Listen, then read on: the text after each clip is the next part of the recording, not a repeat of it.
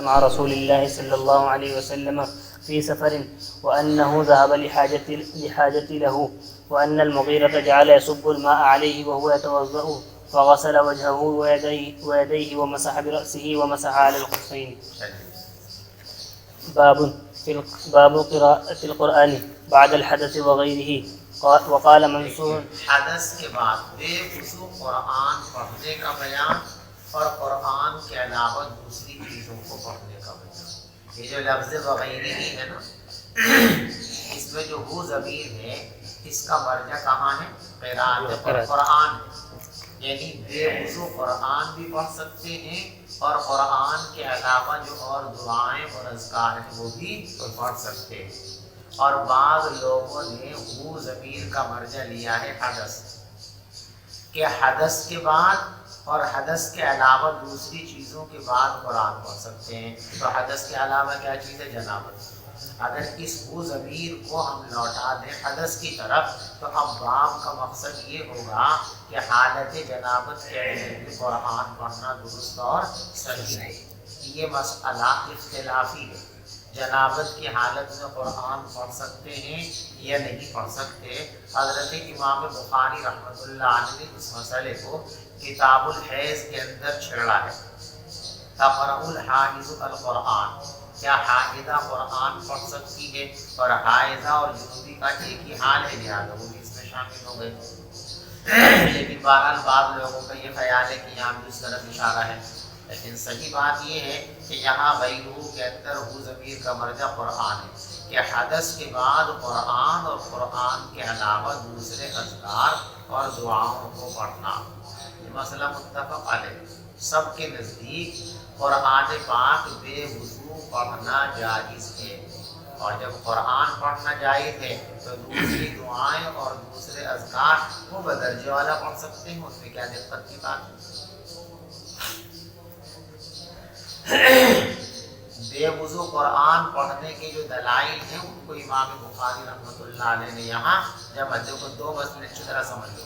ایک ہے قرآن پاک کو چھونا اور ایک ہے قرآن پاک کو پڑھنا. دونوں مسئلوں کا حکم علیحدہ علیحدہ ہے. بے وضو قرآن پاک کو چھونا جائز نہیں ہے، اجماعی مسئلہ ہے. بے وضو قرآن کی تلاوت کر سکتے ہیں، قرآن کو چھوئے بغیر یہ جائز ہے، یہ بھی اجماعی مسئلہ ہے. بہرحال وضو ہونا یہ قرآن پاک کی تلاوت کے لیے لازم نہیں ہے، لیکن اعلیٰ درجہ یہی ہے. دیکھو جواز ہے. جواز کا یہ مطلب نہیں ہوتا کہ ایسا کرو.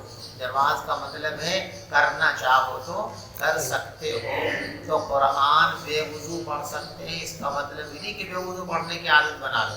مطلب یہ ہے کہ اگر ایسا کرو تو کر سکتے ہو، گنہگار نہیں ہوگے. لیکن ایسا نہیں کرنا چاہیے.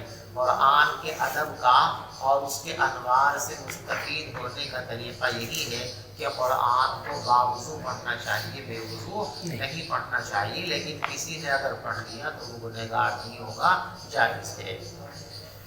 حدث کے بعد قرآن اور قرآن کے علاوہ دوسری چیزوں کو پڑھنا. وقال منصور عن ابراہیم لا بأس بالقراءة فی الحمام. غسل کا ہوٹل. دیکھو پہلے زمانے کے اندر پانی کی قلت تھی، ہر جگہ پانی دستیاب نہانے کے لیے نہیں ہوتا تھا. تو جیسے ہمارے زمانے کے اندر بیوٹی پارلر بنے ہوئے ہیں نا، کہ کسی کو بھی اپنا میک اپ کرنا ہے تو وہاں چلا جاتا ہے. اس زمانے کے اندر غسل اور نہانے کے اس طریقے سے ہوٹل ہوا کرتے تھے، بلڈنگیں ہوا کرتی تھی. لوگ وہاں نہانے کے لوازمات جمع رکھتے تھے اور جن کو نہانا ہوتا تھا وہ نہاتے تھے. وہاں جا کر کے پیسے دے کر کے ان کو حمام کہتے ہیں. ٹھیک ہے. تو ابراہیم نخعی رحمۃ اللہ علیہ کا فتویٰ یہ ہے کہ کوئی حمام میں قرآن پڑھنا چاہے تو پڑھ سکتا ہے. تو حمام میں پڑھے اس کا وضو سے کیا تعلق ہے بھائی؟ استدلال امام بخاری رحمۃ اللہ علیہ کا استدلال ہے کہ حمام میں جو لوگ جاتے ہیں بالعموم وہ باوضو نہیں بلکہ بے وضو ہی ہوتے ہیں، اور وہاں قرآن پڑھنے کی اجازت دی جا رہی ہے تو گویا بے وضو قرآن پڑھنے کی۔ بہرحال ابراہیم نخعی رحمۃ اللہ علیہ کا فتویٰ ہے کہ حمام میں قرآن پڑھ سکتے ہیں، اور حمام میں عموماً بے وضو لوگ ہوتے ہیں، لہٰذا امام بخاری رحمۃ اللہ علیہ نے اس سے یہ مسئلہ بھی اخذ کر لیا کہ بے وضو قرآن پاک پڑھ سکتے ہیں۔ وَبِكَتْبِ الرِّسَالَةِ عَلَى غَيْرِ وُضُوءٍ، دوسرا فتویٰ ابراہیم نخعی رحمۃ اللہ علیہ یہ فتویٰ دیتے ہیں کہ بے وضو اگر خط لکھنا چاہیں تو لکھ سکتے ہیں، بے وضو خط لکھنا جائز ہے۔ اب قراءت قرآن اس سے کیسے ثابت ہوئی؟ کہ دیکھو ایک مسلمان خط لکھتا ہے تو غالب امکان یہ ہے کہ اس میں قرآن کی آیت بھی آ سکتی ہے، اور نہ بھی آوے تو ہر مسلمان اس کا مکلف ہے کہ وہ اپنے خط کو بسم اللہ الرحمن الرحیم سے شروع کرے، اور بسم اللہ الرحمن الرحیم یہ بھی قرآن کی آیتوں میں سے ایک آیت ہے۔ تو ابراہیم نخعی رحمۃ اللہ علیہ کے فتوے سے معلوم ہوا کہ بغیر وضو قرآن پاک کو لکھا جا سکتا ہے، تو جب لکھا جا سکتا ہے تو پڑھا بھی جا سکتا ہے۔ وقال حماد عن ابراہیم ان کان علیہم ازار فسلم والا فلا تسلم۔ باب کا دوسرا جز تھا نا کہ بغیر وضو کے ذکر اللہ کر سکتے ہیں، قرآن کے علاوہ جو اذکار اور دعائیں ہیں وہ پڑھ سکتے ہیں۔ تو ابراہیم نخعی رحمۃ اللہ علیہ سے کسی نے پوچھا کہ کوئی آدمی حمام کے اندر ہے، اسے سلام کرنا چاہیے کہ نہیں کرنا چاہیے؟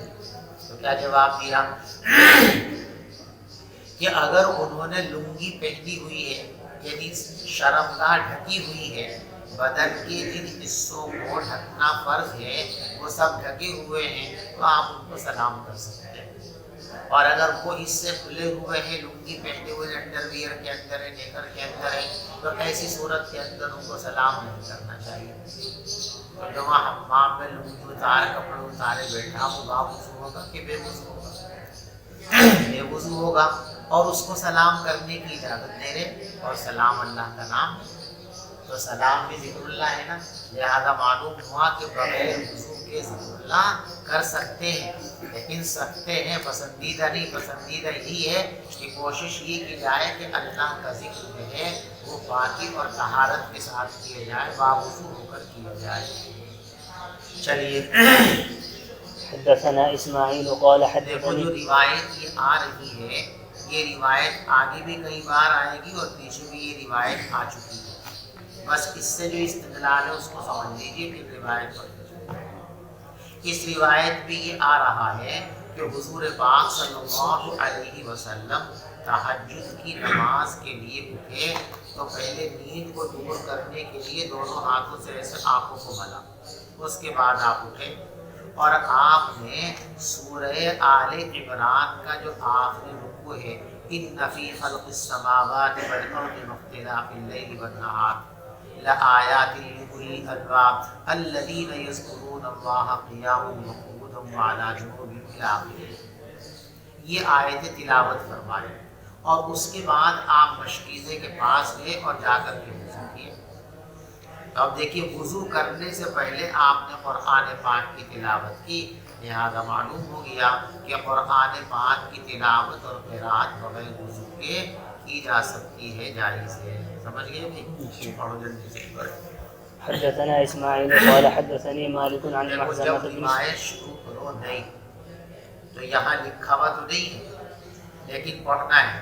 وَبِهِ قَالَ حَدَّثَنَا اے بِالسَّنَدِ الْمُتَّصِلِ بِنَا إِلَىٰ صَاحِبِ الْكِتَابِ، ہم سے صاحب کتاب تک کی جو سند ہے ہم اس روایت کو اس سند کے ساتھ پڑھ رہے ہیں۔ وبه قال حدثنا اسماعيل قال حدثني مالك عن مخزمة عن بن مخرة بن سليمان عن قريب مولى بن عباس أن عبد الله بن عباس أخبره أنه بات ليلة عند ميمونة زوج النبي صلى الله عليه وسلم وهي خالته فاستجعت في عرض الوسادة وازدجع رسول الله صلى الله عليه وسلم وأهله في طولها فنام رسول الله صلى الله عليه وسلم حتى إذا انتصف الليل أو قبله بقليل أو بعده بقليل استيقظ رسول الله صلى الله عليه وسلم فجلس يمسح النوم عن وجهه بيده ثم قرأ العشر الآيات الخواتم من سورة آل عمران. یہ ہے ترجمہ اللہ. پھر حضور نے سورہ آل عمران کی آخری 10 آیتیں پڑھی. دیکھو یہ جو پورا رکوع ہے جو اس وقت حضور پاک صلی اللہ علیہ وسلم نے پڑھا تھا اس میں 11 آیتیں ہیں. 10 اس لیے کہہ دیا کہ عربوں کے یہاں عموماً 10 کو گنا نہیں جاتا تھا, دہائی کو گنا جاتا تھا, اس لیے 10 کہہ دیا اور جو ایک کسر ہے اس کو چھوڑ دیا. ثم قام إلى شن معلقة فتوزع منها فأحسن وضوءه ثم قام يصلي. قال ابن عباس فقمت فصنعت مثل ما صنع ثم ذهبت فقمت إلى جنبه فوضع يده اليمنى على رأسي وأخذ بأذني اليمنى يفتلها فصلى ركعتين ثم ركعتين ثم ركعتين ثم ركعتين ثم ركعتين ثم ركعتين ثم أوتر ثم ارتجع حتى أتاه المؤذن فقام فصلى ركعتين خفيفتين. یہ 2 ہلکی رکعتیں فجر کی سنتیں ہیں. ثم خرج فصلى الصبح. پھر گھر سے نکل کر مسجد تشریف لے گئے اور فجر کی نماز پڑھائی. چلیے باب لم يتوضا الا من غشی المستحل. دیکھو غشی کہتے ہیں بے ہوشی, اور بے ہوشی کے 2 درجے ہیں. ایک آخری درجہ تو یہ ہے کہ انسان بالکل بے سدھ ہو جاتا ہے, اسے کسی چیز کا احساس اور خبر نہیں رہتی, اور ایک درجہ اس سے ہلکا ہے. اس کو آپ اردو زبان جو ہمارے دیہات کی زبان ہے اسے کہہ سکتے ہیں گھمیر سی آ رہی ہے, چکر سے آ رہے ہیں, تو یہ بھی غشی ہے. تو گھمیر سی آنا اور چکر سی آنا یہ غشی غیر مستقل ہے, اور بالکل بے سدھ ہو جانا یہ غشی مستقل ہے. تو غشی مستقل یعنی بالکل بے سدھ ہو جانا, کچھ پتہ ہی نہ رہے, جس کو ہم بے ہوشی کہتے ہیں. بے ہوشی ناقض وضو ہے. ایک لمحے کے واسطے بھی مکمل بے ہوشی کسی انسان پر طاری ہو جائے تو اس کا وضو ہے. لیکن یہ جو ہلکے درجے کی بے ہوشی جس کو ہم گھمیر کہتے ہیں, چکر کہتے ہیں, یہ ناقض وضو نہیں. سمجھ میں آ گئی بات. امام بخاری رحمۃ اللہ علیہ اس مسئلے کو ثابت کرنے کے لیے جو روایت لائے ہیں وہ روایت کتاب العلم کے اندر پیش کی گئی. ٹھیک ہے, بس اس میں جو جملہ اس ترجمے سے تعلق رکھتا ہے باب سے وہ آگے آ رہا ہے. دیکھو فقمت حتی تجلیان الغشی, میں کھڑی ہوئی اور مجھ پر غشی طاری ہونے لگی. وجعلت اصب فوق راسی ماء, دوسرے صفحے پہ یہ بات دکھ رہی ہے آپ کو جی, اور میں اپنے سر پر پانی ڈالتی رہی. تو اب یہ نماز پڑھ رہی ہے حضرت اسماء رضی اللہ تعالی عنہا. اسی نماز میں لمبے قیام کی وجہ سے یہ گھمیر آنے لگی, چکر سے آنے لگے, اب گری. تو اس گھمیر اور چکر کو دور کرنے کے لیے انہوں نے پاس رکھے ہوئے پانی میں سے لے کے منہ پہ چھینٹا مارا. منہ پہ چھینٹا مارنے سے چکر, گھمیر اور بے ہوشی ختم ہو جاتی ہے. تو اب ان کو گھمیر آ رہی ہے, ہلکے درجے کی بے ہوشی ہو رہی ہے, لیکن انہوں نے نماز کو نہیں توڑا, نماز بدستور ان کی جاری ہے.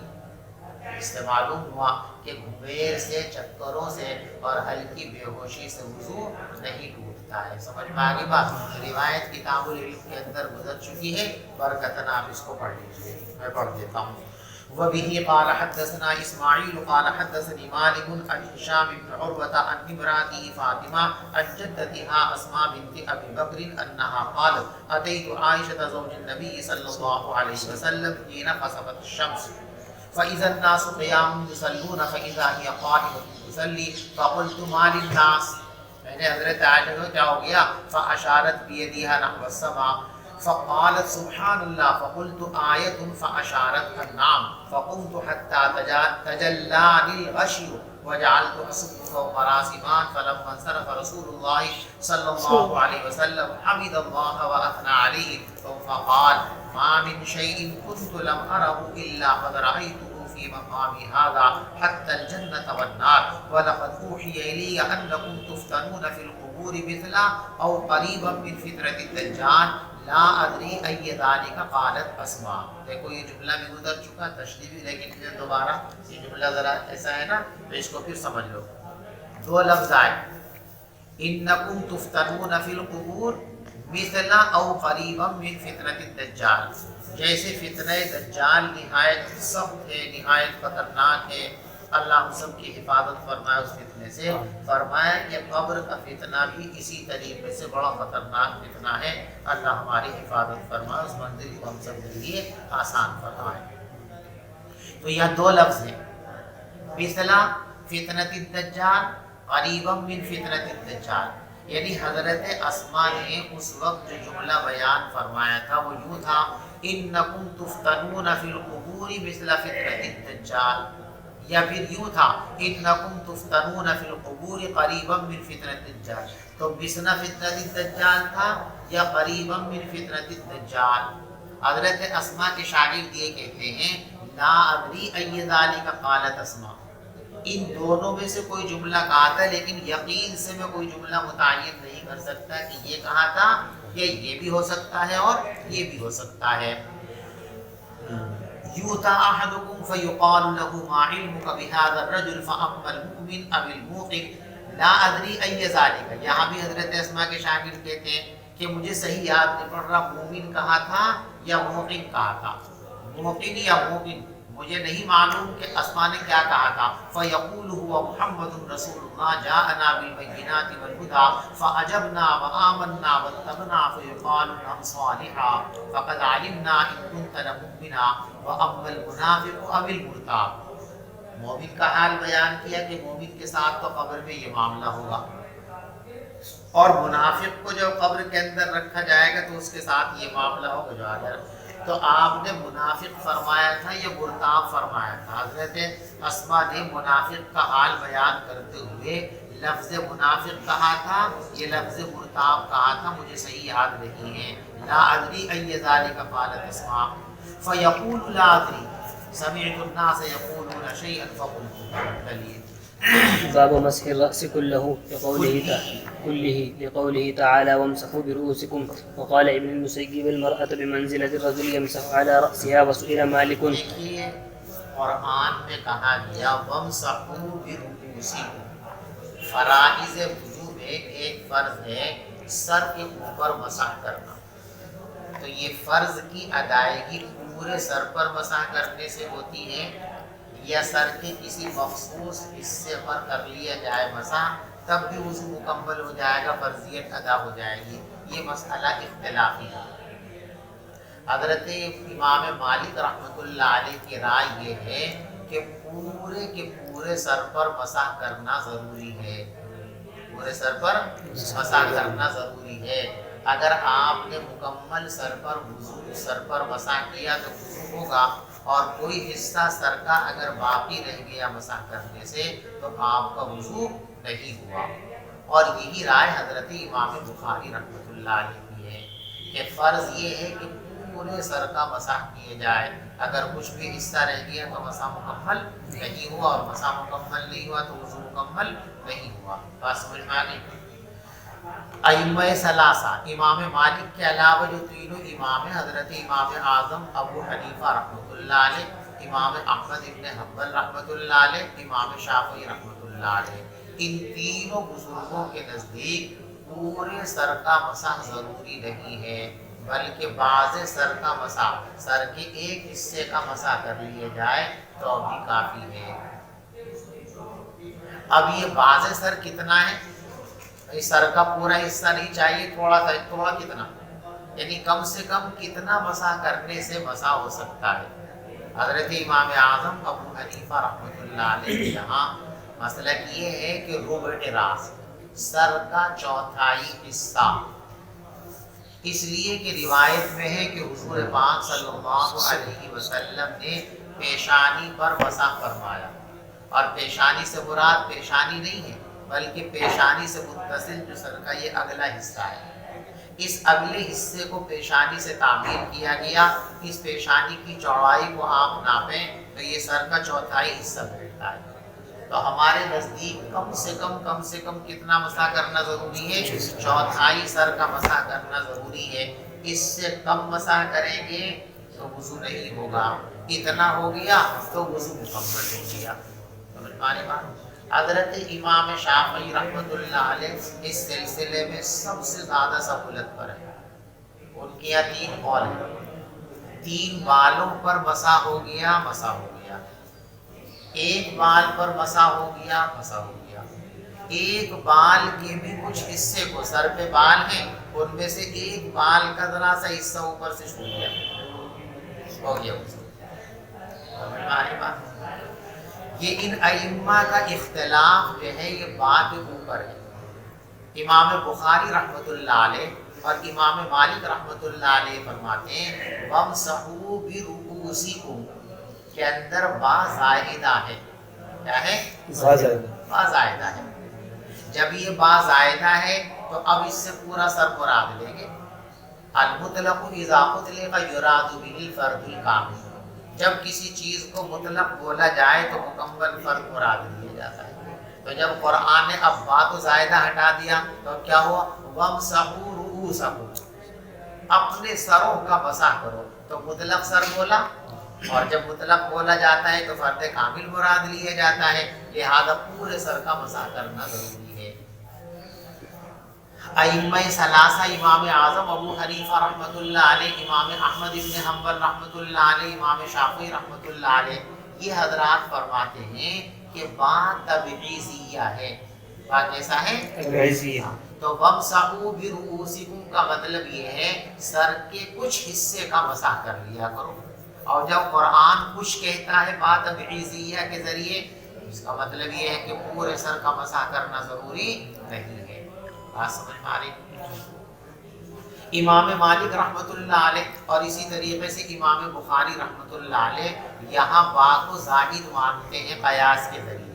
وہ کہتے ہیں دیکھو یہی لفظ بعینہ تیمم کے سلسلے میں بھی آیا ہے، او جاء احد منکم من الغائط او لامستم النساء فلم تجدوا ماء فتیمموا صعیدا فامسحوا برؤوسکم۔ تو اب جو ہے وہاں بھی آیا ہے، اور وہاں سب کے نزدیک بھی اتفاق با زائدہ ہے۔ تو جب وہاں زائدہ ہے تو یہاں بھی زائدہ ہے، لیکن یہ قیاس درست اور صحیح نہیں ہے، اس لیے کہ احادیث نبویہ یہ قرآن کی مفسر اور مبین ہے۔ جب حضور پاک صلی اللہ علیہ وسلم کے عمل سے ثابت ہو گیا کہ باز سر کا مسح بھی کافی ہے، تو گویا حضور کے اس عمل نے یہ وضاحت فرماتی ہے کہ اس آیت کریمہ کے اندر بات تبعیضیہ ہے، اور جب بات تبعیضیہ ہے تو بات طے ہو گئی کہ باز سر پہ مسح کرنے سے کام چل جائے گا۔ اب ان کا یہ قیاس وہاں چلتا ہے جہاں نس نہ ہو، اور یہاں تو بات تبعیضیہ ہونے کے لیے نس موجود ہے، لہذا قیاس کی ضرورت نہیں ہے۔ باب مسح الرأس كله لقوله تعالى وامسحوا برؤوسكم وقال ابن مسيب المرأة۔ دیکھو مسح کا بیان چل رہا تھا اس سے پہلے کہ پورے سر کا مسح کرنا ضروری ہے یا سر کے کچھ حصے کا مسح کرنے تو وضو ہو جائے گا۔ امام مالک رحمۃ اللہ علیہ اور امام بخاری رحمۃ اللہ علیہ کی رائے یہ ہے کہ پورے سر کا مسح کرنا ضروری ہے، اگر ذرا سا بھی حصہ رہ گیا تو وضو نہیں ہوگا۔ امام احمد بن حنبل رحمۃ اللہ علیہ، امام شافعی رحمۃ اللہ علیہ اور امام اعظم ابو حنیفہ رحمۃ اللہ علیہ کے نزدیک پورے سر کا مسح فرض نہیں ہے بلکہ بعض سر کا مسح ہے۔ اب بعض کی تعیین میں اختلاف ہو گیا۔ امام شافعی رحمۃ اللہ علیہ کے 3 قول، 3 بال، 1 بال کا کچھ حصہ۔ احناف کے یہاں قول یہ ہے کہ چوتھائی سر کا مسح کرنا فرض ہے، پورے سر کا مسح کرنا فرض نہیں ہے۔ وَامْسَحُوا بِرُؤُوسِكُمْ اس آیت پر مدار ہے۔ ائمہ ثلاثہ امام احمد ابن حنبل رحمۃ اللہ علیہ، امام شافعی رحمۃ اللہ علیہ اور امام اعظم ابو حنیفہ رحمۃ اللہ علیہ یہاں باب کو تبعیضیہ مانتے ہیں. کیا مانتے ہیں؟ اور امام بخاری رحمۃ اللہ علیہ اور امام مالک رحمۃ اللہ علیہ باب کو زائدہ مانتے ہیں کہ با زائد ہے تو پورے سر کا مسح کرنا ضروری ہے. اسی مسئلے کو ثابت کرنے کے لیے امام بخاری رحمۃ اللہ علیہ کی دلائل بتا رہے ہیں. ان دلائل کو ہمیں دیکھنا ہے.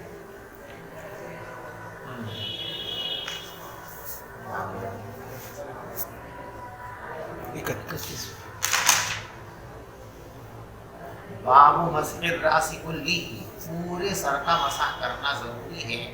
تو اللہ تبارک و تعالیٰ کی اس قول کی روشنی میں وَامْسَحُوا بِرُؤُوسِكُمْ، سروں کا مسح کیا گیا. اس سے استدلال کس طرح ہے کہ با زائدہ ہے اور رؤوس مطلق بولا گیا ہے، اور جب مطلق کوئی لفظ بولا جائے تو فرد کامل مراد لیا جاتا ہے، لہذا پورا اثر یہاں پر مراد ہے. ٹھیک ہے بھائی. دوسری دلیل لاتے ہیں. وقال ابن المسیب المرأة بمنزلة الرجل یمسح علی رأسها، مسح کے سلسلے میں عورت بھی مرد کی طرح ہے، وہ بھی اپنے سر پر مسح کرے گی. دیکھو اس سے استدلال یہ ہے کہ عورت اپنے سر پر مسح کرے گی، یعنی جیسے مرد پورے سر پر مسح کرتا ہے عورت بھی پورے سر پر مسح کرے گی. لیکن حقیقت یہ ہے کہ سعید ابن مسیب رحمۃ اللہ علیہ یہاں یہ مسئلہ بیان ہی نہیں فرما رہے کہ سر کے کتنے حصے کا مسح کرنا ضروری ہے اور کتنے کا ضروری نہیں ہے، بلکہ وہ یہ بیان کرنا چاہتے ہیں کہ دیکھو مسح ایک فرض ہے، اور جیسے مرد کو سر کھول کے مسح کرنا ضروری ہے تبھی مسح ہوگا، ایسے ہی عورت کو بھی ضروری ہے کہ چاہے وہاں اجنبی لوگ بھی ہوں جن سے پردہ کرنا ضروری ہے، ایسے لوگ بھی اگر موجود ہیں تب بھی وہ دوپٹے کے اوپر سے مسح نہیں کر سکتے. جیسے مرد ٹوپی کے اوپر سے اور پگڑی کے اوپر سے مسح نہیں کر سکتا، اس کو ہٹا کے سر پر ہاتھ لانا ضروری ہے، ایسی ہی عورت کے واسطے بھی حکم یہی ہے کہ وہ ایسا نہیں کہ دوپٹے کے اوپر سے ہاتھ پھیر لے کے میں دوپٹہ ہٹاؤں گی سر پہ سے تو فلاں دیکھ لے گا پر بھیڑ لگی ہوئی ہے، بے پردگی ہو جائے گی. چاہے بے پردگی ہو جائے لیکن اس فرض کو ادا کرنا ہے. دوپٹہ ہٹائے گی، اس کے بعد سر کے اوپر ہاتھ رکھے گی. یہ مطلب ہے سعید بن مسیب رحمۃ اللہ علیہ کے قول کا. کتنے سر کا مسح کیا جائے یہ بیان کرنا مقصود نہیں ہے. وسئل مالک ایجزئ ان یمسح بعض راسه، اور حضرت امام مالک رحمۃ اللہ علیہ سے پوچھا گیا کیا یہ بات کافی ہے کہ سر کے کچھ حصے کا مسح کر لیا جائے؟ فاحتج بحدیث عبداللہ ابن زید، تو انہوں نے استدلال کیا حضرت عبداللہ ابن زید ابن عاصم رضی اللہ تعالیٰ کی حدیث سے. یہ حدیث ابھی پیچھے گزری ہے، اس سے استدلال کیسے کیا؟ لیکن دیکھو انہوں نے جو مسح ہم کو وضو کر کے دکھایا، اپنے شاگردوں کو وضو کر کے دکھایا، تو انہوں نے وضو کرتے ہوئے پورے سر کا مسح کیا. ایسے ہاتھ لے گئے اور پھر ایسے ہاتھ لائے. تو جب وہ سکھا رہے تھے وضو سکھاتے وقت انہوں نے پورے سر کا مسح کیا، تو کتنا کرنا چاہیے؟ لہذا معلوم ہوا کہ پورے سر کا مسح کرنا ضروری ہے. سر کے بعض حصے کا مسح کر لیں تو اس سے وضو مکمل نہیں ہوگا. تو انہوں نے استدلال کیا عبداللہ ابن زید کی روایت سے. چلیے. وبه قال حدثنا عبد الله بن يوسف قال انا مالك عن عمرو بن يحيى جیسے بتا نا سنا لکھا تو حدثنا پڑھ دیا، انا لکھا اس سے اخبرنا پڑھ دیا. قال اخبرنا مالك عن عمرو بن يحيى المازني عن ابيه ان رجلا قال لعبد الله بن زيد وهو جد عمرو بن يحيى استطيع ان تريني كيف كان رسول الله صلى الله عليه وسلم يتوضا؟ فقال عبد الله بن زيد نعم، فدعا بماء فافرغ على يده وغسل يده. یہ پوچھا کہ آپ ایسا کر سکتے ہیں کہ مجھ کو دکھا دے کہ حضور پاک صلی اللہ علیہ وسلم کس طرح وضو کیا کرتے تھے؟ تو عبداللہ ابن زید نے کہا کہ ہاں دکھا سکتا ہوں. فدعا بماء، انہوں نے پانی منگایا، فافرغ علی یدیہ، اور اپنے ہاتھوں پر پانی ڈالا، فغسل یدہ مرتين، تو آپ نے اپنا ہاتھ 2 مرتبہ دھویا، ثم مضمض واستنثر ثلاثا، پھر 3 مرتبہ کلی کی اور ناک میں پانی ڈالا، ثم غسل وجهه ثلاثا، پھر آپ نے 3 مرتبہ اپنا چہرہ دھویا، ثم غسل یدیہ مرتين مرتين الى المرفقین، پھر کہنیوں تک دونوں ہاتھوں کو 2 مرتبہ دھویا، ثم مسح رأسه بیدیہ، پھر انہوں نے اپنے سر کا مسح کیا دونوں ہاتھوں سے، فاقبل بہما، پیچھے سے آگے سے پیچھے کی طرف لے گئے اور پیچھے سے آگے کی طرف لائے، حتی ذهب بہما الی قفاہ، یہاں تک کہ پہلے دونوں ہاتھوں کو پیشانی سے گدی تک لے گئے، ثم ردہما، پھر دونوں ہاتھوں کو لوٹا کر لائے اسی جگہ تک، الذی بدأ منہ، جہاں سے شروع کیا تھا، ثم غسل رجلیہ، پھر دونوں پاؤں دھو لیے۔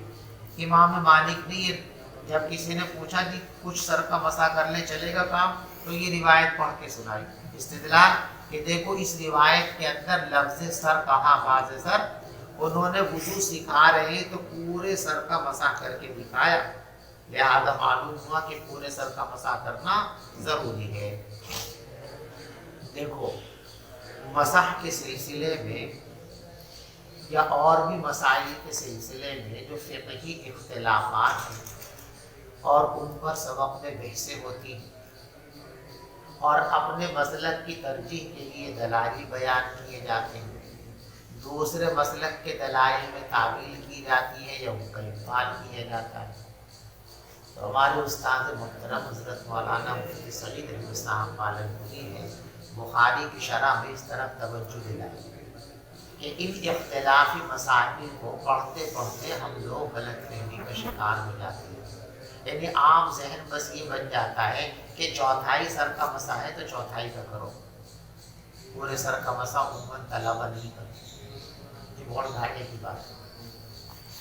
وہ تو فرضیت کا بیان ہے کہ اتنا کر لیں تو کام چل جائے گا، وہ کام چلنے کی چیز ہے، نہیں کہ اتنے ہی سر کا مسح کرنا، کتنا تو کام چلنے کی چیز ہے کہ اتنا بھی کر لو گے تو چل جائے گا، ورنہ حضور پاک صلی اللہ علیہ وسلم کی جو سنت مستمرہ ہے وہ پورے سر کا مسح کرنا ہے۔ صرف ایک بار ایسا ہوا کہ آپ نے جو ہے ربع راس کا مسح کیا بیان جواز کے لیے، تو زندگی میں ایک ہی مرتبہ کیا تو اس سے فرضیت کا پتہ چل گیا کہ فرض یہاں تک ہے، لیکن سنت مکمل سر کا مسح کرنا ہے، لہذا طلبہ کو اس کا خاص طور پر خیال رکھنا چاہیے، چوتھائی سر تو ایک دفعہ نہیں کرنا چاہیے بلکہ ہمیشہ پورے سر کا مسح کرنا چاہیے، جیسا کہ اس روایت کے اندر امام بخاری رحمۃ اللہ علیہ نے اپنے مسلک کے لیے دلیل پیش کر دی۔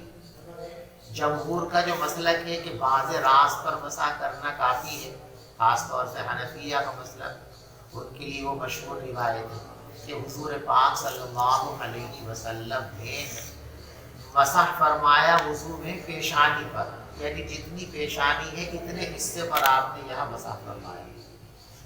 تو اب اگر باز سر کا مسح کرنے سے وضو نہیں ہوتا ہے، پورے سر کا مسح فرض ہے، تو یہ ماننا پڑے گا کہ اس دن حضور کا وضو نہیں ہوا، روزے راس کا کیا نا اور فرض پورے سر کا ہے، تو اس دن فرض ادا نہیں کیا، فرض ادا نہیں کیا تو وضو نہیں ہوا، ایسے آپ نے نماز پڑھ لی، اور یہ بات کوئی بھی نہیں کہہ سکتا، کیا کہہ سکتا ہے؟ حضور کا اس دن وضو نہیں ہوا تھا کوئی کہہ سکتا ہے؟ نہیں کہہ سکتا، ہوا تھا، اور جب ہوا ہے تو جب پیغمبر علیہ الصلوۃ والسلام ربع راس پر مسح کر لیں اور وضو ہو سکتا ہے تو آپ اور ہم کر لیں تو ہمارا وضو بھی ہو سکتا ہے۔ چلیے باب غسل الرجلين الى الكعبين وبه قال حدثنا موسى قال اخبرنا دونوں پیر ٹخنوں تک دھونا ضروری۔ دیکھو اوپر جو یہ طریقہ ہے نا اس حدیث میں، اقبل بہما و ادبر بہما، تو حلوی کے اندر جو ہے طریقہ یہ لکھا ہوا ہے مسح کا کہ یہ ہاتھ ڈبو لیا پانی کے اندر، ایسے ऐसे मिला दो हाथ, पेशानी पर रखो। अंगूठा और उंगली भी अलहदा रखो और ये हथेलियाँ भी अलहदा रखो सर से, ऐसे ले आए। अब जो है ये हथेलियाँ, अंगूठा और उंगली बचा के रखो, ये हथेलियाँ यहाँ तक ले आओ, हो गया पूरे सर का मसा। अब ये जो उंगली शहादत की बची, इससे कानों के अंदर का मसा कर लिया। अंगूठा बचा, इससे कानों के ज़ाहिर का मसा कर लिया। ये बचा, इससे गर्दन का मसा कर लिया। समझ में आ रही बात? लेकिन फतहुल क़दीर के अंदर ये लिखा हुआ है कि ये तरीक़ा जो है ये किसी हदीस के अंदर मज़कूर नहीं है, बाद उलमा का ख्याल है। लिहाजा सही तरीक़ा कुछ लोगों के नज़दीक ये तरीक़ा है, कुछ के नज़दीक कि सही तरीक़ा ये है कि दोनों हाथों को बिल्कुल पूरे ऐसे मिला करके लाओ और फिर ऐसे लाओ और फिर ऐसे। अब जो लोग वो पहला वाला तरीक़ा बयान करते हैं उनका कहना ये है कि अगर हम इस तरह पूरे हाथ को यहाँ तक ले गए तो अब पूरा हाथ इस्तेमाल में आ गया। अब जब वापस लाएंगे तो मुस्तामल हाथ को लाएंगे और अब जो पानी हथेली पर रह गया माए मुस्तामल है ना, और माए मुस्तामल बाहिर नहीं है, उससे वुज़ू और गुस्ल नहीं होता। इसलिए सर का ये हिस्सा जो है ये सही मसह में आ जाए तो ये बचा के रखो ताकि माए मुस्तामल ना हो। लेकिन इस खदशे का जवाब ये है कि माए मुस्तामल जो हाथ पर लगा हुआ पानी है ये उस वक्त मुस्तामल का इतलाक़ इस पर होगा जब ये बदन से जुदा हो जाए। आप यूँ ले गए और फिर यूँ ले आए, बदन से जुदा हुआ। जब बदन से जुदा हो गया पानी उस वक्त मुस्तामल कहलाता है जब वो बदन से जुदा हो जाए। मसलन अब हमने यहाँ से पानी डालना शुरू किया, यहाँ पानी लिया ना, डाला तो ये पानी यहाँ से चला, पहले इसने ये हिस्सा धोया, फिर ये धोया, फिर ये धोया, फिर यहाँ धोया। तो जब इसने इस हिस्से को धो दिया तो मुस्तामल हो गया ना। अब ये बाकी हिस्सा माए मुस्तामल से धुला, लेकिन कोई भी इस बात को नहीं कहता। क्यों? इसलिए कि जब तक ये पानी जिस्म से मुत्तसिल है तब तक ये मुस्तामल, जब ये बदन के ऊपर बहकर नीचे गिर गया, बदन से हट गया, अब ये मुस्तामल हुआ।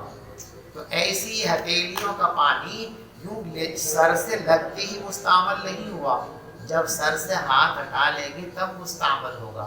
लिहाजा पूरे हाथ को भी हम यूं ले गए और फिर यूं लाए तो उसकी वजह से ये मुस्तामल नहीं कहलाएगा। बात समझ में आ गई? तो दोनों तरीके से मसा करने का उलमा का कौल है, आप दोनों में से किसी को भी इख्तियार कर सकते हैं। चलिए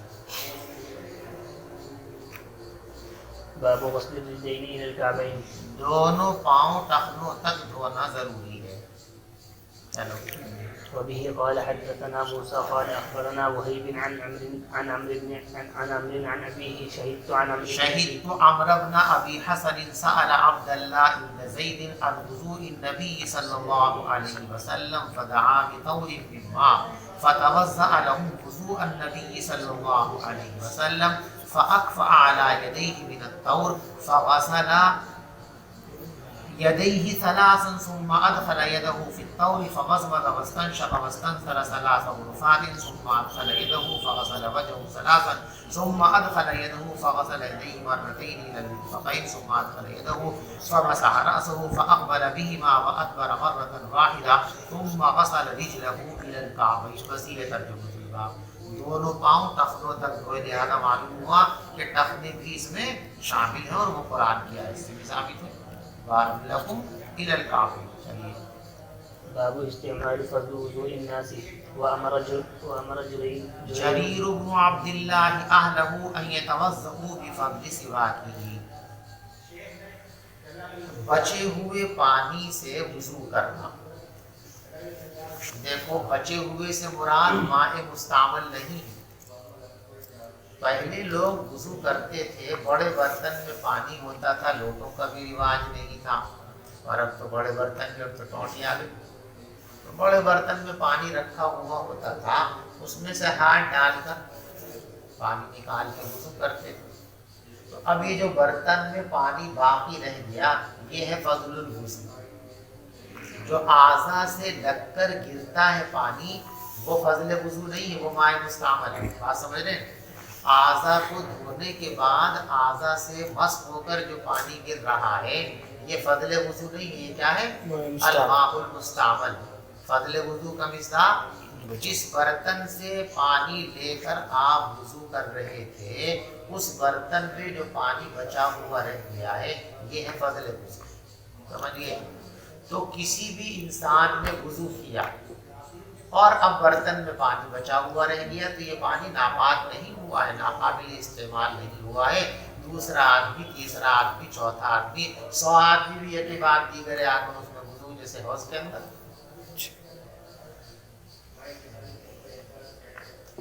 بچے ہوئے پانی سے وضو کر سکتے ہیں، اس کے واسطے ایک اثر لائے۔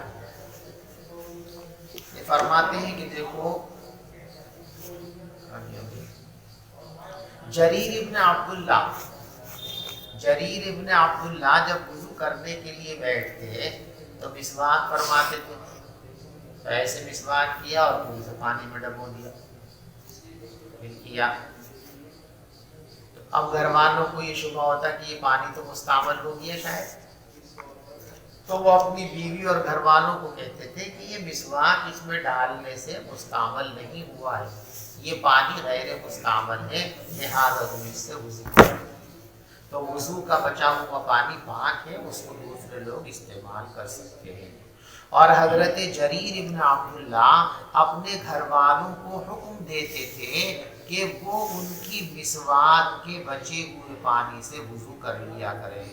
چلو وبه قال حدثنا آدم قال حدثنا شعبة قال حدثنا شعبة قال حدثنا الحكم قال سمعت أبا جحيفة الحكم قال سمعت أبا جحيفة يقول خرج علينا النبي صلى الله عليه وسلم بالحاجرة، پیغمبر علیہ الصلوۃ والسلام دوپہر کے وقت تشریف لائے، فأتي بوضوء، تو آپ کو وضو کے لیے پانی پیش کیا گیا، فتوضأ، آپ نے وضو فرمایا، فجعل الناس يأخذون من فضل وضوءه، تو لوگ حضور کا بچا ہوا پانی لے رہے تھے، فیتمسحون به، اور اس کو اپنے چہروں پر مل رہے تھے، تو معلوم ہوا کہ بچا پانی استعمال کر سکتے ہیں۔ فصلی النبی، پس پیغمبر علیہ الصلوۃ والسلام نے ظہر کی 2 رکعت پڑھی اور عصر کی 2 رکعت پڑھی۔ یہ مسئلہ 9 ذی الحجہ کو میدان عرفات کے اندر پیش آیا تھا اور آپ وہاں مسافر تھے، لہذا ظہر بھی آپ نے قصر فرمائی، عصر بھی آپ نے قصر فرمائی۔ وبین یدیہ عنزۃ، اور آپ کے سامنے سترے کے طور پر چھوٹا بلب گاڑا ہوا تھا۔ وقال ابو موسیٰ، یہ دوسری حدیث، اور ابو موسیٰ فرماتے ہیں حضور پاک صلی اللہ علیہ وسلم نے ایک پیالہ منگایا جس میں پانی تھا، فغسل یدیہ ووجہہ، اس میں آپ نے اپنے دونوں ہاتھوں کو دھویا اور دونوں پاؤں کو دونوں اور چہرے کو دھویا، ومج فیہ، اور پھر آپ نے اس میں کلی فرما دی، ثم قال لہما، پھر ان سے کہا اشربا منہ، اس پانی کو پی لو، وافرغا علی وجوہکما، اور تم اس پانی کو اپنے چہرے پر اور اپنے سینے پر مل لو۔ وبه قال حدثنا علي بن عبد الله قال حدثنا يعقوب بن إبراهيم بن سعد قال حدثنا أبي عن صالح عن ابن شهاب قال أخبرني محمود بن ربيع قال وهو الذي مج رسول الله صلى الله عليه وسلم في وجهه وهو غلام من بيرهم، وقال عروة عن الميسور وغيره يصدق كل واحد منهما صاحبه، وإذا توضأ النبي صلى الله عليه وسلم كادوا يقتتلون على وضوءه۔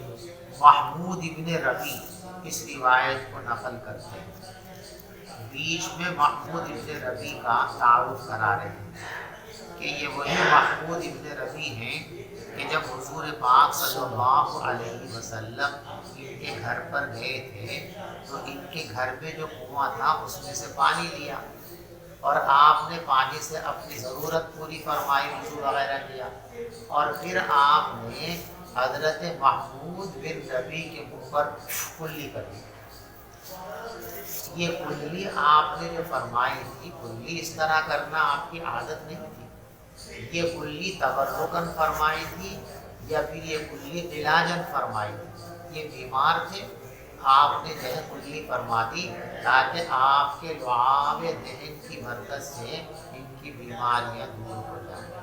تو محمود ابن ربی اس کو 7-8 سال کے تھے، ان کا نام آیا تو بیچ میں تعارف بھی کرا دیا، هو الذی، یہ محمود ابن ربی وہی ہیں جن کے چہرے پر حضور پاک صلی اللہ علیہ وسلم نے کلی فرمائی تھی، اور یہ اس زمانے میں بچے تھے، انہی کے کنویں سے پانی لے کر، اور عروہ اس روایت کو مصور سے نقل کرتے ہیں اور دوسرے لوگ بھی نقل کرتے ہیں، اور ان دونوں میں سے ہر ایک اپنے ساتھی کی موافقت کرتا ہے، یعنی دونوں کے دونوں اس روایت کو ایک ہی طرح اپنے استاد سے بیان کرتے ہیں۔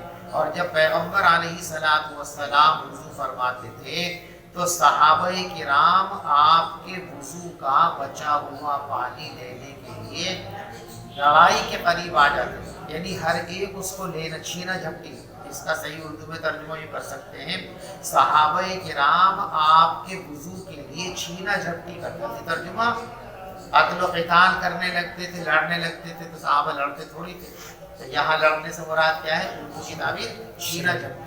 جب حضور پاک صلی اللہ علیہ وسلم وضو فرماتے تھے تو آپ کے وضو کے بچے ہوئے پانی کو لینے کے لیے صحابہ کرام چھینا جھپٹی کیا کرتے تھے۔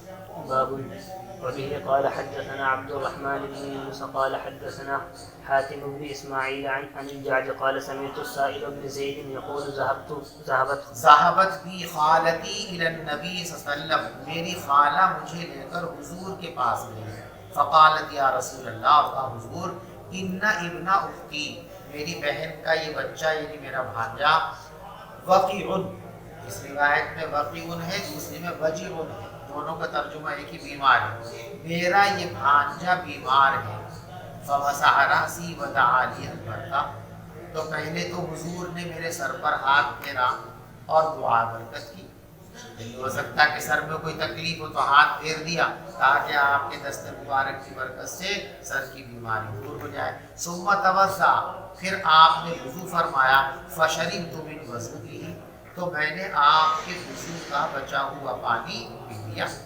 ثم قمت خلف ظہرہ، پھر میں آپ کی کمر کے پیچھے کھڑا ہوا، فنظرت الی خاتم النبوہ، تو میں نے مہر نبوت کو دیکھا جو آپ کے دونوں شانوں کے درمیان تھی، مثل ذر الحجلہ، دیکھو حجلہ ایک پرندے کا نام بھی ہے جس کو ہماری اردو میں چکور کہتے ہیں، تو اب ذرن کا ترجمہ کریں گے انڈا، کہ وہ مہر نبوت سائز کے اعتبار سے اتنی بڑی تھی جتنا چڑیا کا انڈا ہوتا ہے، اور حجلہ کی معنی مسحری کے بھی آتے ہیں، بڑا پلنگ، جو دلہا پر بیڈ آ گیا، پہلے مسحری چلا کرتی تھی، عام چرپائیوں سے ذرا ایک بڑی چرپائی ہوتی تھی، اور وہ بانوں کی بجائے جو ہے نواڑ ہوتی تھی، لیکن سود کی ایک پٹکی ہوتی تھی جس کو ہمارے نواڑ کہتے ہیں، اس نواڑ سے وہ بنی ہوئی ہوتی تھی، اور جیسے ڈبل بیڈ میں تکیہ لگا ہوا ہوتا ہے نا، تو اب تو پیچھے ایک باکس کی شکل میں تکیہ ہوتا ہے، جب کیا ہوتا تھا ایک لکڑی کا علیحدہ سے کٹنگ کیا ہوا خوبصورت پھول بنے ہوئے ایک لکڑی کا ایسا ڈیزائن دار ہوتا تھا، اور پائے کے اندر سوراخ ہوتے تھے اوپر گولے سے، اور اس میں نیچے اس طرح لکڑی نکلی ہوئی ہوتی تھی، تو اس کو ایسے اس میں پھنسا دیا جاتا تھا، اسے مسحری کہتے تھے، چپرکٹ بھی کہتے تھے۔ جب دلہن آتی تھی تو اس کے اعزاز و اکرام کے لیے اس چارپائی کو سجایا جاتا تھا، جیسے آج بھی جو ہے شادی کے موقع پہ لوگ پھولوں سے اپنی دلہن کا بیڈ سجواتے ہیں نا، ایسے لوگ تو سجوانے کا طریقہ چلمٹ ڈالی جاتی تھی اس پہ، اس چارپائی پر چاروں طرف لکڑیاں کھڑی کر کے اور پردہ ڈالا جاتا تھا، اس پردے میں خوبصورتی کے لیے دھاگے کے بنے ہوئے لٹو ہوتے تھے۔ آج بھی جو گھروں کے اندر فینسی پردے بڑے ہوئے ہوتے ہیں نا، دیکھا ان میں کہ وہ جو ہے موٹا سا گلا سا بنا ہوتا ہے اور اس کے نیچے دھاگے لٹکے ہوئے ہوتے ہیں، سمجھیے نا، بس وہی چیز ہے، سمجھ جاؤ، جو پردوں میں لگے ہوئے لٹو سے ہوتے ہیں نا، ایسے لٹو ہوتے تھے وہ جو چپرکٹ اور مسحری پر پردے ڈال کر کے اس میں لٹکے ہوئے ہوتے تھے دلہن کے اعزاز کے لیے، اس کی چارپائی کو مزین کرنے کے لیے۔ تو اب مطلب اب اس کا ترجمہ کریں گے گھنڈی، ٹھیک ہے۔ اگر حجلہ کے معنی ہم چکور پرندہ کریں تو ان کا ترجمہ انڈا، اور اگر حجلہ کے ترجمہ مسحری کریں تو انڈا ترجمہ نہیں ہوگا۔ اب پردے میں لٹکا ہوا وہ گلا جو گول گول سے دھاگے کا بنا دیا جاتا ہے خوبصورتی کے واسطے، لٹو جسے ہم تو لٹو کر سکتے ہیں، یعنی جیسے لٹو ہوتا ہے اور جتنا بڑا عموماً وہ لٹو ہوتا ہے اتنی سائز کی وہ مہر نبوت تھی جو آپ صلی اللہ علیہ وسلم کے شانے کے درمیان قدرتی طور پر آپ کی پیدائش کے وقت ہی وہ آپ کے بدن پر موجود تھی، اور جب آپ کی وفات ہوئی ہے تو پھر وہ قدرتی طور پر خود بخود ختم ہو گئی تھی، اس کا نام مہر نبوت ہے۔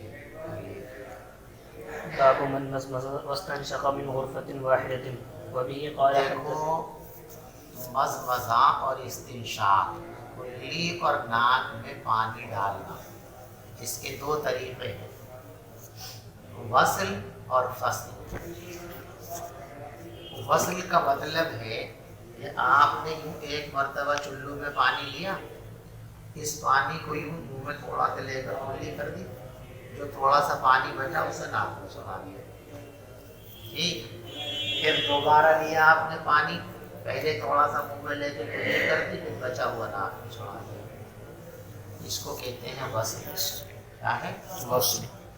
اور ایک طریقہ وہ ہے جو ہم کرتے ہیں کہ پہلے 3 مرتبہ پانی لے کر کلی کرتے ہیں، اور جب کلی سے فارغ ہو جاتے ہیں تو پھر مسلسل 3 مرتبہ ناک میں پانی ڈالتے ہیں، اس کو کہتے ہیں فصل۔ دونوں طریقے جائز ہیں، وصل بھی جائز ہے اور فصل بھی جائز ہے۔ وہ یوں کر لے تب بھی سنت ادا ہو گئی، یوں کر لے تب بھی سنت ادا ہو گئی۔ البتہ افضل کیا ہے اس میں اختلاف ہے۔ حضرت امام شافعی رحمۃ اللہ علیہ کے یہاں وصل افضل ہے اور ہمارے یہاں فصل افضل ہے، دونوں چیزیں ثابت ہیں، لیکن فصل کو افضل ہمارے یہاں اس لیے مانا گیا ہے کہ فصل کی صورت کے اندر نظافت کا پہلو زیادہ اجاگر ہے، اس لیے ہمارے یہاں فصل افضل ہے، ان کے یہاں وصل افضل ہے۔ اور جائز دونوں کے یہاں، دونوں ہمارے یہاں بھی فصل بھی جائز ہے، وصل بھی جائز ہے، ان کے یہاں بھی فصل بھی جائز ہے اور وصل بھی جائز ہے۔ تو جواز میں کوئی کلام نہیں ہے، اختلاف کس میں ہے؟ افضل اور غیر افضل کے اندر ہے۔ روایت کے اندر فصل کا بھی تذکرہ ہے، یعنی حضور سے فصل بھی ثابت ہے اور وصل بھی ثابت ہے۔ اب یہ پتا کہ روایات وضو کے اندر کہاں فصل ہے اور کہاں وصل ہے، اس کا ایک معیار ذہن میں رکھو۔ کہیں روایتوں کے اندر ایسا آپ پڑھیں گے مزمزہ واستنشق ثلاثا، مزمزہ واستنشق ثلاثا، اور کہیں آپ پڑھیں گے مزمزہ ثلاثا واستنشق ثلاثا، یا مزمزہ واستنشق ثلاثا ثلاثا، یعنی لفظ ثلاثاً اگر ایک مرتبہ آیا ہے تو اس کا مطلب یہ ہے کہ اس روایت کے اندر وصل کو بیان کیا گیا ہے، اور لفظ ثلاثاً 2 مرتبہ آیا ہے تو اس کا مطلب یہ ہے کہ یہاں فصل کو بیان کیا گیا ہے، تو وصل بھی جائز ہے اور فصل بھی جائز۔ ایک ہی چلو پانی سے کلی بھی کرنا اور ناک میں پانی ڈالنا جائز ہے۔ چلو دیکھو روایت بار بار وہی آ رہی ہے، تو پیچھے سے آتی میں پڑھ دیتا ہوں روایت کو۔ وَبِهِ قَالَ حَدَّثَنَا مُسَدَّدٌ قَالَ حَدَّثَنَا خَالِدُ بْنُ عَبْدِ اللَّهِ قَالَ حَدَّثَنَا عَمْرُو بْنُ يَحْيَىٰ عَنْ أَبِيهِ عَنْ عَبْدِ اللَّهِ بْنِ زَيْدٍ أَنَّهُ أَفْرَغَ مِنَ الْإِنَاءِ عَلَىٰ يَدَيْهِ فَغَسَلَهُمَا ثُمَّ غَسَلَ أَوْ مَزْمَزَ وَاسْتَنشَقَ مِنْ كَفَّةٍ وَاحِدَةٍ، یہ ترجمۃ الباب ہے کہ ایک ہی چلو سے دونوں کام کیے۔ فَفَعَلَ ذَلِكَ ثَلَاثًا، یہ عمل آپ نے 3 مرتبہ کیا۔ فغسل يديه الى المرفقين مرتين ومسح برأسه ما اقبل وما ادبر وغسل رجليه الى الكعبين ثم قال هكذا وضوء رسول الله صلى الله عليه وسلم۔ باب المسح الرأس مرة، باب مسح الرأس مرة۔ دیکھو اعضائے مغسولہ کے اندر تسلیس مسنون ہے سب کے نزدیک، चेहरा 3 मरतबा धोना सुन्नत, हाथों को 3 मरतबा धोना सुन्नत, पाँव को 3 मरतबा धोना सुन्नत का आला दर्जा, ठीक है। लेकिन सर का मसा, इस सिलसिले में इमाम शाफी रहमतुल्लाह अलैह की राय ये है कि जैसे आज़ाए मक़सूला के अंदर तसलीस मसनून है, ऐसी मसाह के अंदर भी तसलीस मसनून है। यानी 1 मरतबा फेर लिया फर्ज होगी, लेकिन सुन्नत ये है कि सर पे मसाह भी 3 बार करना चाहिए।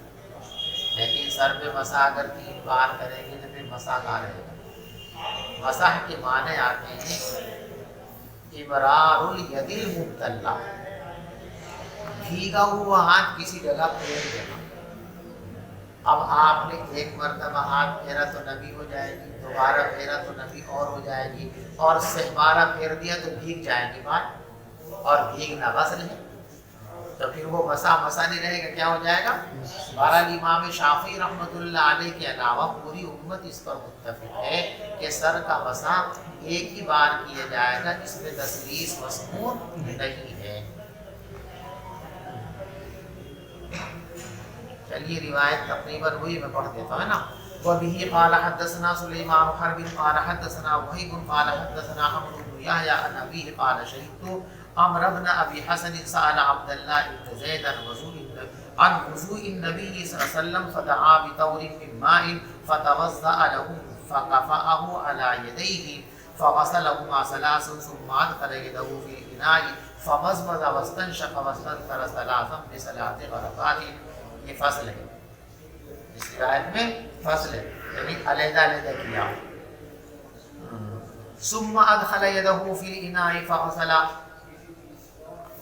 वजहहु सलासन सुम्मा अदख़ल यदहु फ़िल इनाइ फ़ग़सल यदैहि इलल मिरफ़क़ैनि मर्रतैन सुम्मा अदख़ल यदहु फ़िल इनाइ फ़मसह बिरअसिहि फ़अक़बल बियदिहि वअदबर बिहा सुम्मा अदख़ल यदहु फ़िल इनाइ फ़ग़सल रिजलैहि। वबिही क़ाल हद्दसना मूसा क़ाल हद्दसना वहीब वक़ाल मसह बिरअसिहि मर्रतन, और सर का मसा 1 मरतबा फरमाया। باب وضوء الرجل مع امرأته وفضل وضوء المرأة وتوضأ عمر رضي الله عنه بالحميم ومن بيت نصرانية.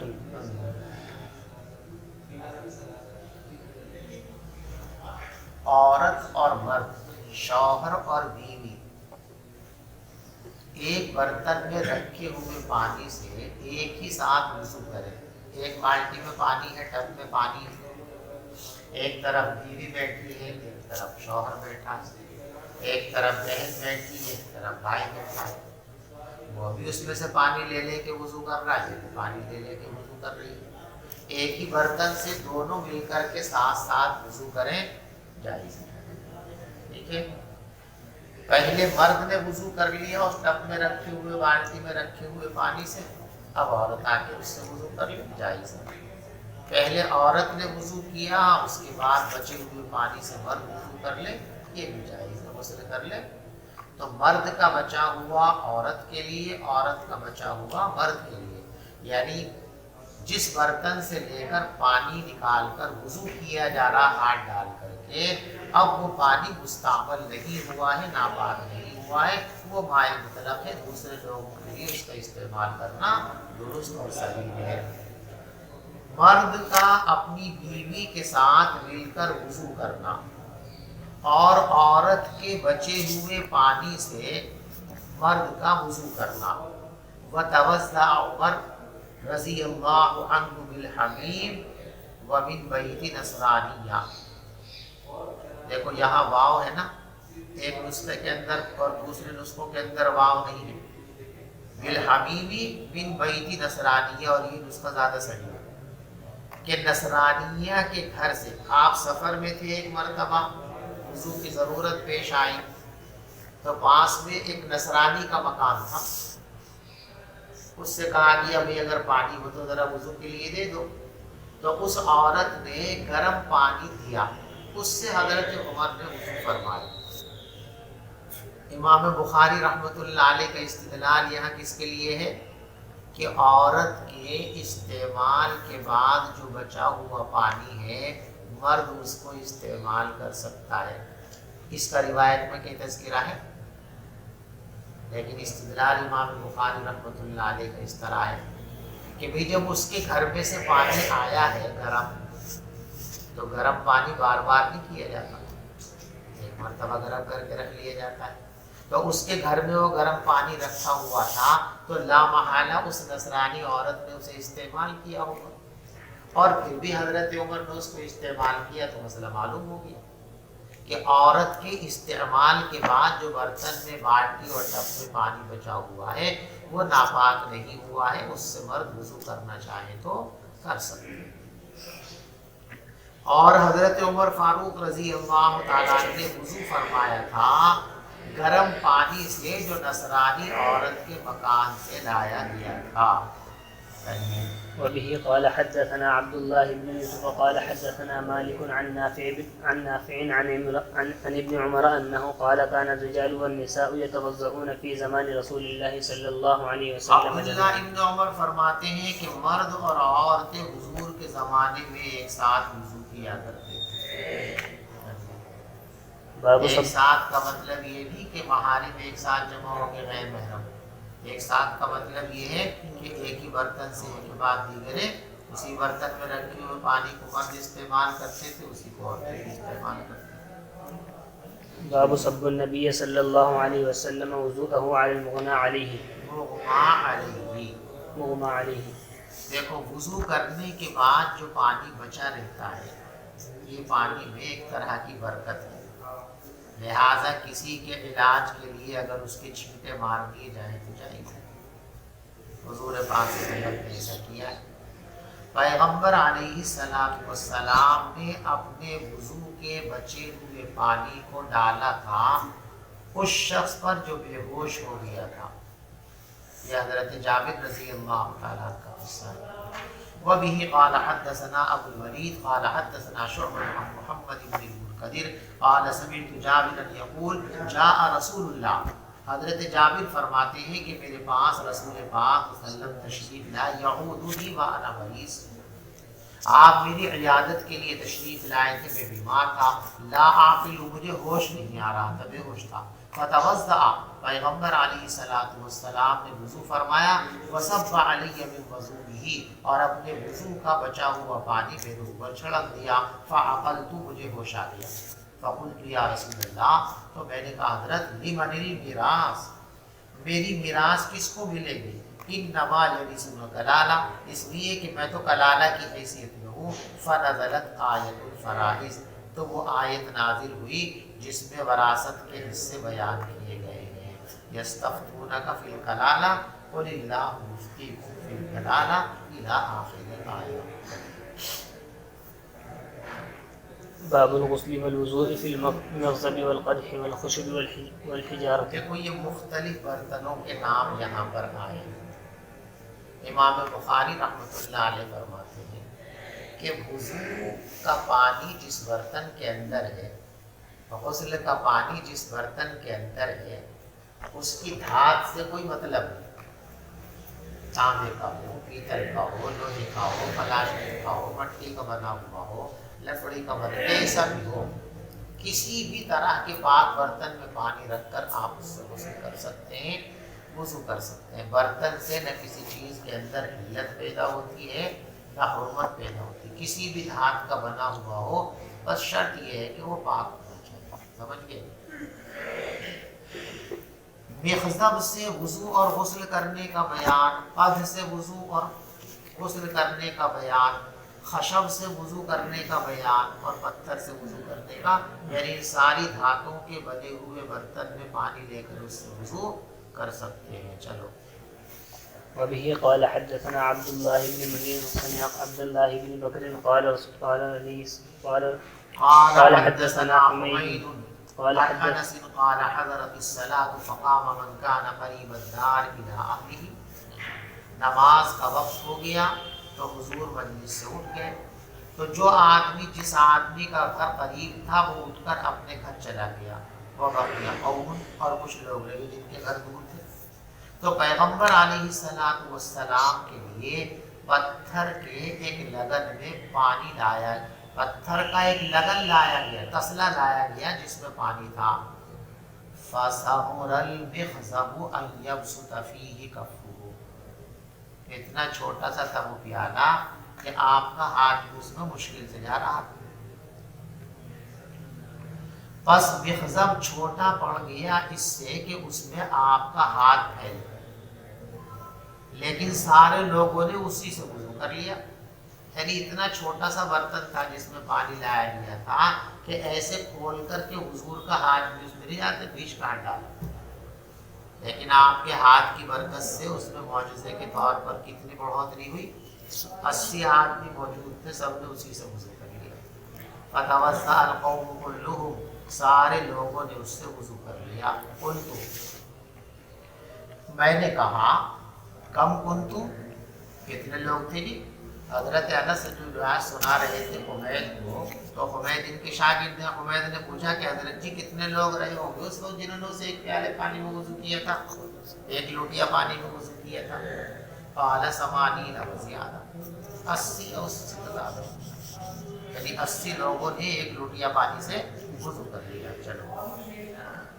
وبه قال حدثنا محمد بن علاء قال حدثنا أبو أسامة عن بريدة عن أبي بردة عن أبي موسى أن النبي صلى الله عليه وسلم دعا بقدح فيه ماء فغسل يديه ووجهه فيه ومج فيه. وبه قال حدثنا أحمد بن يونس قال حدثنا عبد العزيز بن أبي سلمة قال حدثنا عمرو بن يحيى عن أبيه عن عبد الله بن زيد قال أتى رسول الله صلى الله عليه وسلم فأخرجنا له ماء في تور من سفر فتوضأ فغسل وجهه 3 ويديه مرتين ومسح برأسه فأقبل به وأدبر وغسل رجليه. وبه قال حدثنا أبو اليمان قال أخبرنا شعيب عن الزهري قال أخبرني عبيد الله بن عبد الله بن عتبة أن عائشة رضي الله تعالى عنها قالت لما ثقل النبي صلى الله عليه وسلم واشتد به وجهه، جب حضور کی بیماری سخت ہو گئی، استأذن ازواجہ فی ان یمرض فی بیتہ، تو آپ نے اپنی بیویوں سے اجازت مانگی اس بات کی کہ ایام بیماری میرے گھر میں گزارے جائیں۔ آپ نے باقاعدہ صراحتاً اجازت نہیں مانگی تھی کہ میں حضرت عائشہ کے رہنا چاہتا ہوں، آپ سمجھتے تھے کہ کسی کی دل شکنی نہ ہو جائے، بار بار جہاں بھی جاتے نا 13 دن تک آپ بیمار رہے، تو یہاں ہیں ابھی کل کو کہاں رہوں گا، کل کو کہاں رہوں گا، جب بار بار کل کہاں رہوں گا تو ازواج مطہرات سمجھ گئی کہ حضرت جلد سے جلد حضرت عائشہ کی باری کے منتظر ہیں۔ فَأَذِنَّ لَهُ، حضور کا منشا سمجھ کر ساری بیویوں نے کہا کہ حضرت ہماری طرف سے کوئی پابندی نہیں، بخوشی ہم اجازت دیتے ہیں کہ بیماری کے ان ایام میں آپ حضرت عائشہ کے یہاں قیام فرمائیں، ہمیں کوئی اعتراض نہیں ہے۔ چنانچہ آپ نے بھی قیام فرمایا اور یہ قیام اللہ تعالیٰ نے قیامت تک کے لیے قبول فرمایا۔ وہیں آپ کی وفات ہوئی اور وہیں آپ کو دفنایا گیا اور وہیں آپ آرام فرما ہیں، اور قیامت میں یہیں سے اٹھ کر آپ میدان حشر کے اندر اپنے دونوں ساتھیوں کے ساتھ تشریف لے جائیں گے۔ فَأَذِنَّ لَهُ، تو تمام بیویوں نے حضرت کو اجازت دے دی۔ فخرج النبی، تو پیغمبر علیہ السلام نکلے 2 آدمیوں کے درمیان، تخط رجلاه فی الارض، اور آپ کے پاؤں زمین پر گھسٹ رہے تھے۔ 2 آدمیوں کا سہارا لے رکھا تھا، کمزوری اتنی تھی کہ چلا نہیں جا رہا تھا، قدم اٹھائے جاتے زمین پر پیر گھسٹ رہے تھے۔ بین عباس و رجل آخر، وہ جو 2 آدمی تھے جن کے کاندھوں پر ہاتھ رکھ کر آپ جا رہے تھے، ان میں سے ایک تو آپ کے چچا حضرت عباس تھے اور ایک صحابہ تھے۔ حضرت عائشہ نے یہاں پر ان کا نام نہیں لیا۔ قال عبید اللہ، عبید اللہ کہتے ہیں فاخبرت عبداللہ ابن عباس، میں نے یہ بات بیان کی عبداللہ ابن عباس سے، تو انہوں نے فرمایا اتدری من الرجل الاخر، تمہیں معلوم ہے کہ وہ دوسرا آدمی کون تھا جس کا نام حضرت عائشہ نے نہیں لیا؟ مجھے تو معلوم نہیں۔ فرمایا کہ وہ دوسرے آدمی علی تھے۔ سمجھ شریف بات آ رہی؟ بعض لوگوں نے ذہن کی بیماری کی وجہ سے اس روایت سے یہ مقصد اخذ کیا ہے کہ حضرت عائشہ کو حضرت علی رضی اللہ تعالیٰ سے نفرت یا عداوت یا دشمنی تھی ان کے دل میں کچھ التباس تھا اس لیے ان کا نام نہیں لیا، حالانکہ ایسا نہیں ہے، بات قرآن کے خلاف ہے۔ قرآن کہتا ہے رحماء بینہم، وہ تو آپس میں ایک دوسرے سے بے انتہا محبت کرتے تھے، ان کا غصہ اور نفرت تو کافروں کے لیے تھا، اشداء تو میں نے یہ بات بیان کی عبداللہ ابن عباس سے، تو وہ کہنے لگے تو جانتا ہے من الرجل الآخر، وہ دوسرا آدمی کون تھا؟ تو میں نے کہا نہیں میں جانتا۔ تو فرمایا کہ وہ حضرت علی ابن ابی طالب رضی اللہ تعالیٰ عنہ تھے، وہ نام نہیں لیا تھا۔ تو وجہ اس کی یہ ہوتی ہے کہ بعض دفعہ نام کا استحضار نہیں ہوتا، اور دوسری وجہ یہ بیان کی گئی ہے کہ حضرت عباس تو مسلسل سہارا دیے ہوئے تھے، اور دوسری طرف کبھی حضرت علی لگے کبھی حضرت اسامہ لگے، تو یہ مستقل رہے، ان کا نام لے دیا، ادھر مستقل کوئی نہیں تھا، کچھ دیر کو یہ کچھ دیر کو یہ، لہذا ان کا نام نہیں لیا۔ بہرحال نام نہ لینا کسی عداوت نفرت اور بغض کی بنیاد پر ہرگز ہرگز نہیں ہے۔ وکانت عائشہ تحدث، اور حضرت عائشہ صدیقہ رضی اللہ تعالی عنہ بیان فرماتی ہیں ان النبی صلی اللہ علیہ وسلم قال بعد ما دخل بیتہ، پیغمبر علیہ السلام نے گھر میں داخل ہونے کے بعد فرمایا واشتد وجعہ، اور آپ کی بیماری شدید ہو گئی تھی، حریقوا علی من سبع قرب لم تحلل اوکیتہن، میرے اوپر ایسے 7 مشکیزوں کا پانی ڈالو جن کا بند نہ کھولا گیا ہو، تو گرم علاقہ ہو، اور ٹھنڈا پانی جو ہے وہ بخار کا علاج ہے، اس لیے علاجاً پیغمبر علیہ السلام نے یہ پانی استعمال کیا تھا۔ لعلی اعہد الی الناس، شاید کہ میں لوگوں سے کچھ باتیں کروں، ان کو وصیت کروں، وَأُجْلِسَ فِي مِخْزَبٍ، اور آپ کو حضور کی بیوی حضرت حفصہ رضی اللہ تعالیٰ کے تست پہ بٹھایا گیا، ثم تفقنا نصب علیہ تلک، پھر ہم وہ مشکیزوں کا پانی آپ کے اوپر ڈالتے رہے، حتی تفق یشیر الینا، یہاں تک کہ حضرت نے اشارہ فرمایا ان قد فعلتن، بولنے میں تو آپ کو تکلف ہو رہا تھا، اشارہ دے گا ٹھیک ہو گیا، بس پانی آپ نے کافی ڈالتے کام ہو گیا۔ ثم خرج الی الناس، پھر آپ باہر لوگوں کے پاس تشریف لے گئے۔ باب الوضوء من الطور، وبه قال حدثنا خالد بن مخلد قال حدثنا سليمان قال حدثني عمرو بن يحيى۔ طور سے وضو کرنا، اس برتن کو طور کہتے ہیں، اس میں اگر پانی رکھا ہو تو اس سے بھی غسل اور وضو کر سکتے ہیں، روایت میں بات گزر چکی ہے۔ وبه قال حدثنا خالد بن مخلد قال حدثنا سليمان قال حدثني عمرو بن يحيى عن أبيه قال كان عمي يكثر من الوضوء فقال لعبد الله بن زيد، عمرو بن یحییٰ کہتے ہیں کہ میرے چچا کثرت کے ساتھ وضو کرتے تھے، یعنی ان کا معمول یہ تھا کہ وہ ہمیشہ باوضو رہتے تھے، اللہ کو اس کی توفیق عطا فرمائے۔ تو انہوں نے ایک مرتبہ عبداللہ ابن زید سے کہا اخبرنی کیف رأیت وسلم یتوضأ، مجھے بتائیے کہ آپ نے حضور پاک صلی اللہ علیہ وسلم کو کس طرح وضو کرتے ہوئے دیکھا ہے۔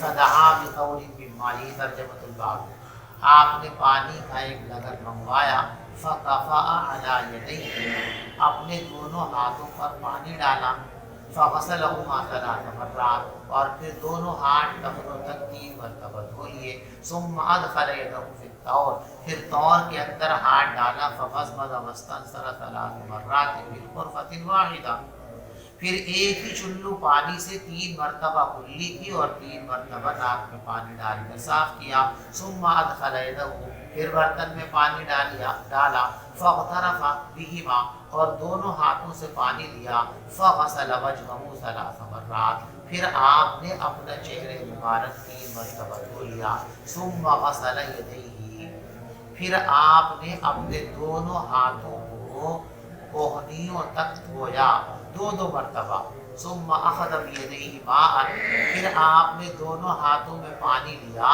فمسح رأسه، اور سر کا مسح کیا، فادبر بيديه واقبل، چنانچہ پہلے دونوں ہاتھ پیچھے کی طرف لے گئے پھر آگے کی طرف لائے، ثم غسل رجليه، پھر دونوں پاؤں دھوئے، فقال، پھر فرمایا، هكذا رأيت النبي صلی اللہ علیہ وسلم يتوضأ، میں نے حضور کو اسی طریقے سے وضو کرتے ہوئے دیکھا ہے۔ وبه قال حدثنا مسدد قال حدثنا حماد عن ثابت عن انس ان النبي صلى الله عليه وسلم دعا بإناء من ماء أوتي بقدح من ماء فأتي بقدح رحراح فيه شيء من ماء، پیغمبر علیہ السلام نے پانی کا برتن مانگا تو آپ کے پاس ایک چوڑا پیالہ لایا گیا، کشادہ پیالہ لایا گیا، اس میں تھوڑا سا پانی تھا، فوضع اصابعه فيه، آپ نے اپنی انگلیاں اس طرح اس کے اندر رکھ دی، فجعلت انظر الى الماء، تو میں نے دیکھا کہ پانی ابل رہا تھا حضرت کی انگلیوں کے درمیان سے۔ قال انس ففررت من توضأ، انس کہتے ہیں کہ میں نے گنتی کی بھی کتنے لوگوں نے وضو کر لیا، بین السبعین الی الثمانین، تو 60 اور 70، 60 سے زیادہ تھے، 70 سے تقریباً 70 یا 80 آدمی تھے۔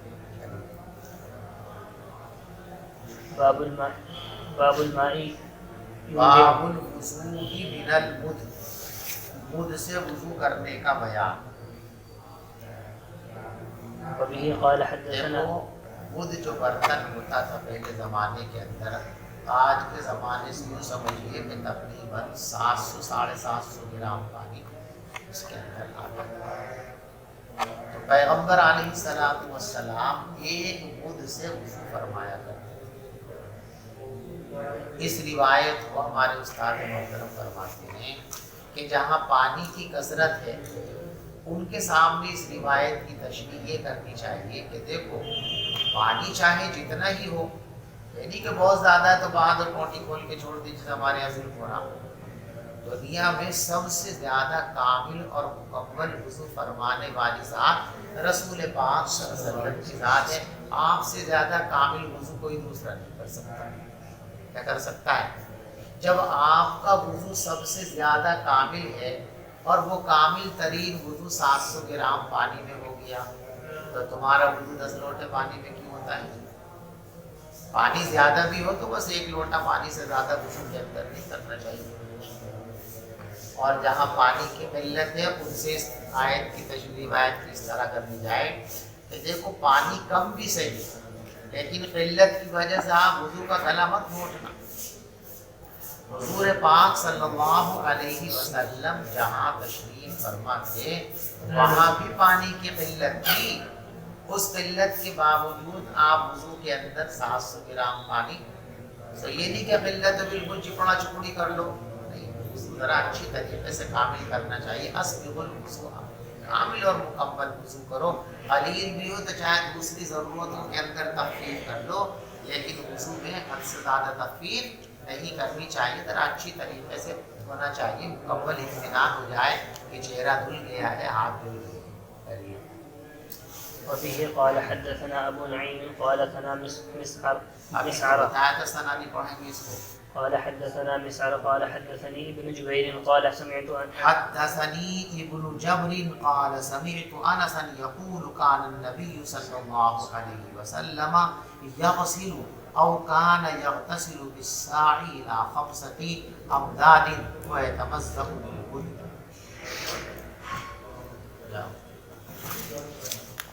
اللہ لوٹا کتنا بڑا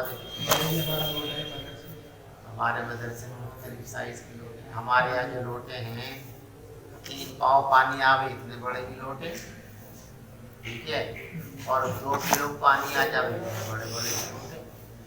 اب لوٹے میں کتنا پانی آتا ہے یہ جب بتا سکتا ہوں جب آپ مجھے بتائیں کہ لوٹے کا سائز کیا ہے۔ یہ جواب دیں گے تو اندازہ ہو جائے گا۔ تو اس نے کہا بھائی بتا اس حوض میں کتنے پیالے پانی؟ تو اس طالب علم نے کہا جی یہ بتاؤ پیالہ کتنا بڑا؟ اگر پیالہ اس حوض کی برابر بڑا ہے تو 1 پیالہ پانی، پیالہ اس سے آدھا ہے تو 2 پیالے پانی، چوتھائی ہے تو 4 پیالے۔ تو آپ پہلے پیالے کا سائز بتا دیں تو میں حوض میں کتنے پیالے پانی میں بتا دوں گا۔ وہ بڑا سا پٹایا کہ اچھا ذرا یہ بتاؤ زمین کا بیج کہاں ہے؟ اور وہ بیچارے نے اسے لاجواب کرنا تھا، پگڑی لے کے اپنی رومال لے کے ادھر کو ناپا، ادھر کو ناپا، ادھر کو ناپا، یہ ناپ رہا اسے اطمینان رہے، اور پھر ایک جگہ کتے کا کہ یہ ہے کہ زمین کا بیج، یا تو مان لو اور نہیں مانتے تو بتاؤ پھر کہاں، اس کا بات بھی نہیں بتا سکتا، ماننا پڑے گا اسے کہ نہیں۔ اگر یوں کہتا ہے کہ یہ نہیں ہے تو اب بتا، تو کیسے بتا دے گا، اور نہیں بتا سکتا تو اسے ماننا پڑے گا کہ بیچ کے لیے۔ تو بھی پیالہ کتنا بڑا ہے، لوٹا کتنا بڑا ہے، تو بتاؤ کتنے میں پانی آتا ہے ایک لوٹے میں۔ اللہ اکبر۔